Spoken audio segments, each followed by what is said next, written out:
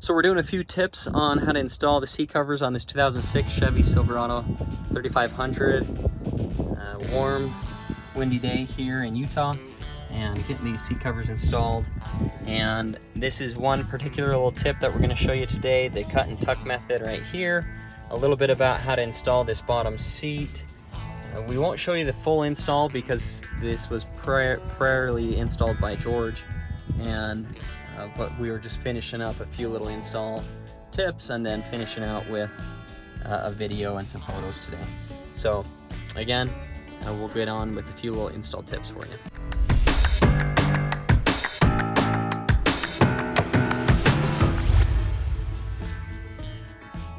First tip is when you're installing these bottom seats, raise this seat all the way up as high as it'll go, especially when it's electric controls like this. It's just going to give you more space underneath the seat. So raise that all the way up when you're installing the seat bottoms. A few quick install tips on this 2006 Chevy Silverado 3500. The outside drawstring should go right here, okay? You can kind of take it around the back if you want. I found though, if you take it right here and tuck it in right there, it's going to drop down on the other side, on the inside right there, and then we're going to be able to tie them up. I've tied a noose in one side of this drawstring right here. I'm taking the other one and just pulling it tight like this to get my desired tightness. And this string, just so you know, this outside string, I didn't go behind the seat right here. I actually went before this hinge in the seat, so it just drops down on the front up there. You can see it going straight across right there, and that's gonna pull it in, snug that in nice and tight. So now what I'm gonna do is just pull this together right here, tie that off, then I'm done with the string part. I have that drawstring tied up now underneath here, so that pulled that part tight right there. Now what I'm going to do is finish tightening down the straps, the straps that go up to the buckles right there. So once you have the bottom all installed down, what you're going to do is, now if this was a manual control, you'd be done. Okay, now this is actually an electric control that we've treated as if it was a manual, and to cover this entire side here. And then what we're going to do is we're going to cut some slits for the electric controls. There's one for the bottom seat right here, one for the backrest right here. There's a lumbar knob right here that we're just going to leave covered. You can still feel that, and just push your lumbar knob if you want to adjust those. But we need to cut two little slits here and here. I'm going to pause the camera as I do this with my other hand, but then I'll show you how big I cut the slits. I'm just going to cut them just big enough to fit around these controls. So here's my two slits, one right here, vertical. This is for the backrest piece, and I just felt through. I can feel that this is how big the backrest piece is, and I'm cutting a slit just shy of that. So like here's the top of the piece, and I'm probably, I don't know, 1/4 inch less than that. It's better to go short and then have to cut a little bit longer than if you cut too long, then it'll be exposed after you try to tuck it in.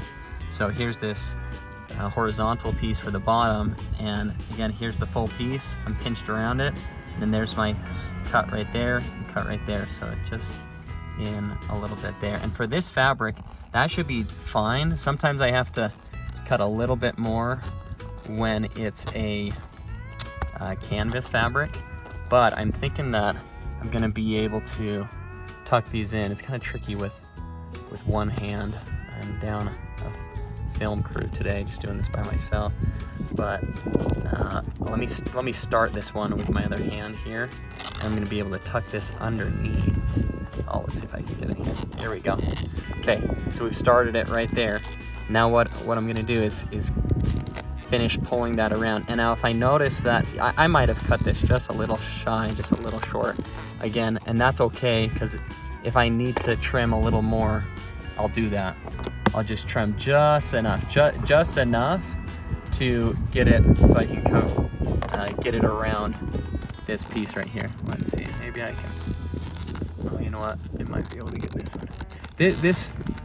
This simulated leather has enough stretch to it that you can stretch it more than the canvas. The non-stretch canvas fabrics just do not stretch at all. So and if you cut it like that, where it's just shy, you're not, even if it moves a little bit, you're not going to see the underside. So this is called the cut and tuck method. So you cut it and then you tuck it underneath.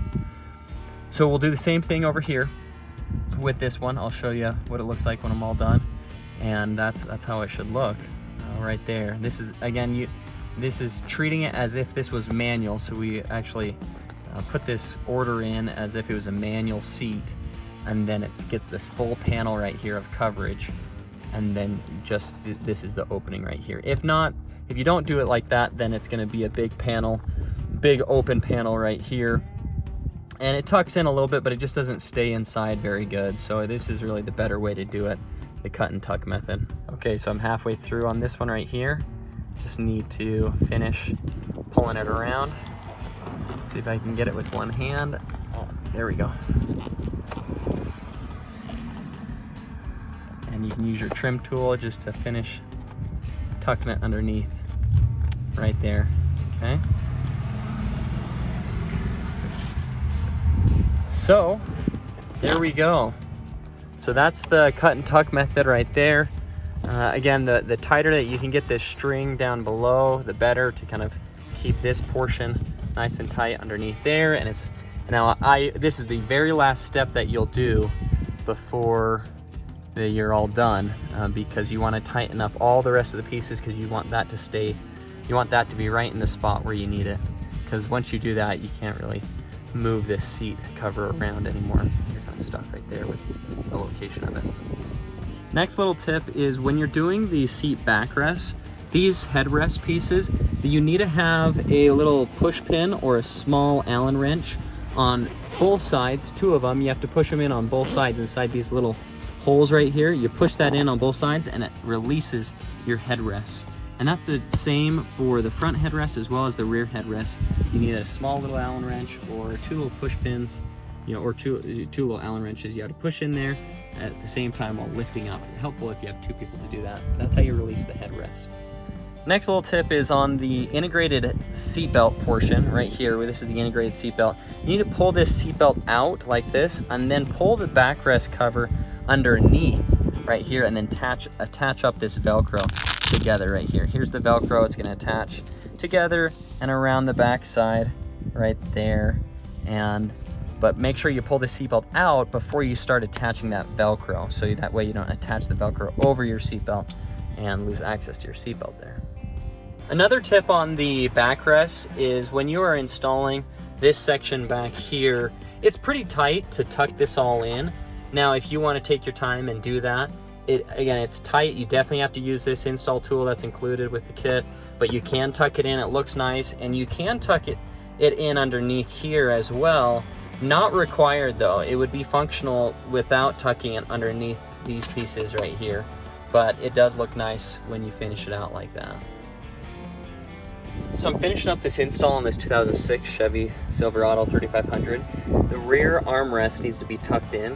The armrest section right here needs to be tucked in, so I'm tucking this in using the plastic trim tool that's included, and tucking this underneath this plastic right here.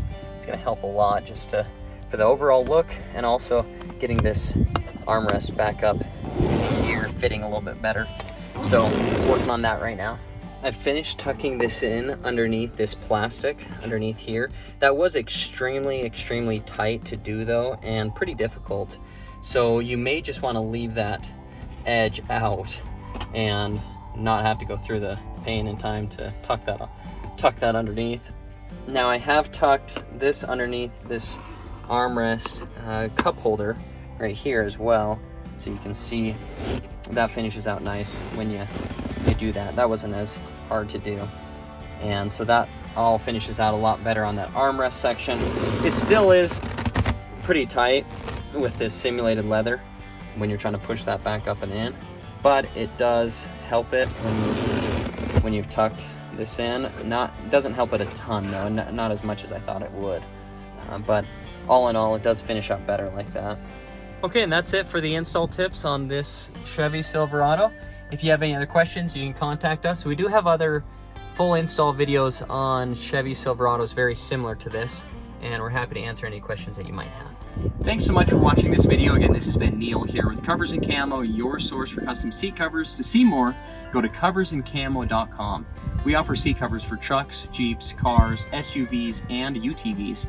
So if you have a vehicle you're thinking about getting seat covers on, jump over to coversandcamo.com. Happy to help you.